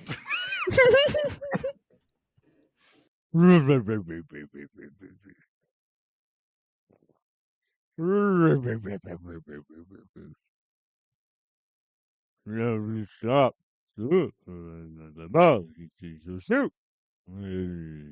Stop. Oscar was a good movie. Oscar was good. I liked Oscar. I got Angela. Oh, you gotta get Carter. You just gotta get look. Hey, whoa, hey, how's it going? What's up? Give me back my action horror movies. Hi, Charlie. Hi, Pete. Hi, is it just Hannah and Hannah, or is it just Hannah? I don't know. It's pretty cool. I was supposed to watch Neon City this week with the one Michael Ironside, but I didn't. I don't know what I was supposed to do. No one told me anything, and so I didn't even call up Michael Ironside. And you know how he is, he'd be all like, "I'm Sid Fisher. I was in the Splinter Cell games. Ooh, look at me. I gotta fight my evil arch nemesis, Arnold Schwarzenegger. Yeah, who was all about? He was a spy? Was he a spy? You know, when I watched Total Recall, I thought I figured it out. Like, it goes in chunks. There's a moment where it's real, and then there's like a moment where it's not real. And I'm like, oh boy, here we go again. He's in Total Recall, I think. And then he's not in Total Recall. And then you got to Quato, and Quato goes, the prophecy! You gotta give him the prophecy, Wade! And so, like, and then Michael Ironside is like, you can't, I'm gonna shoot this glass. And then he shoots more glass. He's like, he can't get away. Mars needs oxygen, or I'm gonna take the oxygen, I'm gonna sell it. Anywho, that's my review of Neon City. I guess I'll catch you guys next week on whatever movie it is, because I'll be honest with you guys right now, I really don't know. So, bye, everyone. I really got. We can't take him anywhere, y'all. I got to start listening to these before I put them on the air. Make that decision in advance. I was not expecting Sleeping Stallone. Him dreaming about all the movies he's done. Oh goodness. Yeah. Nate. So yeah, you're a gem, Nate. Yep. Or Stallone, whoever it was. Whomever it was, right? Yeah. I listed the file as Nate City because I had a feeling he didn't watch the movies. So Nate City. He clearly didn't watch it. honestly totally forgot he was doing this until he sent me he messaged me that like these emails popped up on my phone and I went, oh shit, yeah, he's supposed to be doing that. And he messaged me going, oh shit, I just remembered I had to do that. Yeah. Everybody's shitting and forgetting. That's how long Nate and I have known each other. It's just on the same wavelength, totally forgetting each other. All right, well, that's good. I think Pete's enjoying these a lot better than the negative reviews, the trash reviews. Oh yeah, I hate the trash reviews. They make me so angry. And honestly, I didn't want to read any, but I was actually looking at some of the reviews that like people speak pretty highly about this movie. Like it's just gotta see it. You just gotta watch it. You know? Yeah, I watched a couple of people review it on YouTube. That like nobody big reviewed it. But the few little people I watched, they dug it. And they were like, check it out. It's worth your time. And I mean, that says a lot nowadays with movies and stuff. Yeah. And this is one that doesn't take forever. Not that I was upset that Deadpool and Wolverine was over 2 hours long. I enjoyed every fucking minute of that movie. But no, I don't need all my movies being over 2 hours. So it's kind of nice to sit there and watch a movie and it's like, oh, it's done already? Yeah. Oh shit, they're already at the point where, stuff's getting ready to happen in the movie. All right, I call those the little gems. Those are my favorite kind of movies. Like hour 30, hour 40 minutes, and you walk out and you're like, huh, you just feel like that was good. I love those. That was good. And I still have the rest of my day. So yeah. Makes you happy. Cheers you up. That is. All right. Well, that's Neon City, everybody. That's our half a neon month. So whoop, whoop. We're done. we finished a month. I just wanted to let Anna know that if you love these movies that are 90 minutes and less, you're in for a treat next month, dear. I'm very excited. You are in for a treat next month because next month. What am I saying? I was going to say next week. Next week. Pete, you don't know what time it is. I was thinking, is he saying month or Monday? What's happening next month? Have I forgotten something? With Pete, it could be anything. It could be anything. I don't even know. Pete, why don't you tell everybody about the movie you picked for next week? So make sure Jackie knows that this is a Pete pick. I've already told her. Sometimes I tell her it's your pick even if I picked it. So this is 1974. It feels like a Hammer horror movie, but it's not. It's not from the Hammer studio, but you get that same blood, and they actually use a few of the same sets in this one because it's set in a big castle. It's called Vampires with a Y. John Carpenter. No, not John Carpenter. I've told you this. Vampires. Vampires with a Y. It is a filthy, dirty, horny movie. Why? And because you get that because we're degenerates and that's what we want. This isn't spoils of horror. Oh, it's wonderfully filthy. There's not a lot to it. Fun and dirty. I'll take it. Is there gore in it, or am I literally going to be watching softcore porn? Okay. There's a little bit of that for sure. It's like I can't not say sure. There's not some in there. I will not. Thank you for your honesty, Jackie. Make sure you're taking notes and listening to this. Yeah. But for sure, it's got that. Like I said, it's got that classic Hammer horror. If you've seen that Crayola blood that comes out of Dracula's waxy victims, blood, that waxy blood sort of very thing. nice. I wouldn't say there's it's not Day of the Dawn. Dawn of the Dead. No. I know. Dawn of the Dead's got the Crayola blood. I know. Yeah, be damned. I love it. It's got that thick. Thick. With extra C's. But it's not quite that gory. It's not going for the realism. They didn't have the budget for it. So yeah, Vampires, 1974. Go see it on the Tubi. Good old Tubi. Yeah, this is what happened. Like I remember after I give him hey, can I pick a movie? Sure, Pete. It's been a while. Then he does this, and then I remember why. I have to take my opportunities. I get a couple in September too. Hey, I just got to say, we are sponsors of Pete Month over at Cinema Slab, so we fully endorse Pete's crazy picks. Yeah, he's got a fucking cheerleader section now. February. I don't know how I feel about that. And I have such sights to show you next year. Yes. Oh my God. I can show you the world. Yeah, I think 4 years was a good run for the show. Gonna get canceled. Yeah, we're done now. Yeah. No, but yeah. So Pete's got a pick.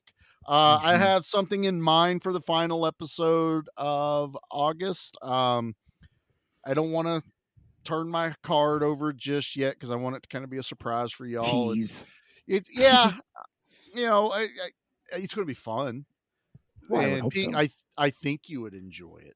I really All right, do. bring it on. Yeah, I'll tell everybody what I'm bringing next week.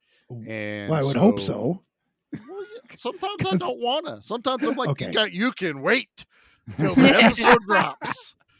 Be just as surprised as the rest of us. But anticipation. Anticipation. All right. Well, I am still shocked at how much we got out of Neon City, and I am so happy about it. And we're if you professionals. We are. We got this down. We like to hear ourselves talk. Somebody should pay us to be quiet. I gotta say, as a movie lover and as friends of y'all's, it makes me happy to see you guys had such a good time with it and enjoyed it as much as you did. Yeah. Could have done without you, Anna. And appreciate a movie that kind of subverts our expectations, I guess is one way to look at it. Mm-hmm. So it was kind of nice. It wasn't quite Neon Maniacs. I know I've said that, but this one's still, I call it a win. This was a win. Indeed. For sure. Yep. All right, everybody, you know where to find us. This episode's long enough. We will see you next week with John Carpenter's Vampires. No. Damn it. That was great. If you end up watching that movie, I'm going to come down. No, I will see you hopefully this weekend. You might. That doesn't mean I won't watch John Carpenter's Vampires. That's fine. I got no problem with that. You're fine as long as you don't have to watch it. There's so many boobs in this movie. All the boobs. And in this movie, you two were oohing about the sex scene that doesn't show anything, yet now it's like, boo! It wasn't the I wasn't oohing about that. It was the Stockholm Syndrome is what was it was like, me. This is too fast. Oh, it wasn't. It came out of left field. Yeah. We didn't dig into it during the show. This is all bonus. Welcome back, everybody. Hey! She also got assaulted by the serial killer guy. Oh, right. Yeah. Yes. 3 minutes before she has sex with Michael Ironside. So she's already warmed up. I even mentioned it to Jackie going, I don't see how that got her in the mood. I know. It was so weird. Still a good movie, though. Still a good movie.